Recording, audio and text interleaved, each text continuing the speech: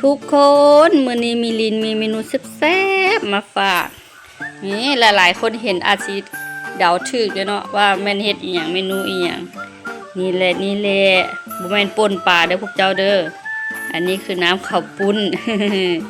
น้ำข้าวปุ้นที่เฮาบ่ได้ใส่ลูกชิ้นบ่ได้ใส่เลือดบ่ได้ใส่ตีนไก่เฮาใส่แต่ปลาทูเน้นๆเลยเนื้อปลาทูแล้วก็ปลากระป๋อง1กระป๋องมื้อนี้เฮาเฮ็ดกินเองแซ่บๆสูตรของเฮาก็เฮาบ่ได้ใส่หัวกระชายเด้อแต่เฮาใส่หัวขิงแทนนี่เส้นของเฮาก็คือเส้นข้าวเปียกมิลินบ่มีเส้นข้าวปุ้นเด้อมีแต่เส้นข้าวเปียกเฮาก็เลยจำเป็นต้องเอาลงไปต้มก่อนเส้นข้าวเปียกหรือว่าเส้นก๋วยจั๊บนี่เฮาต้องเอาไปต้มก่อน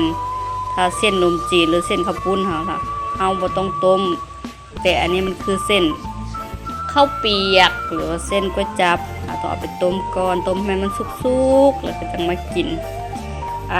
มาเด้อทุกคนผู้ใดอยากกินน้ำกันแซ่บๆกับมิลินปิดฝาไว้ให้มันเดือดๆมาสุกๆก่อนมาเด้อ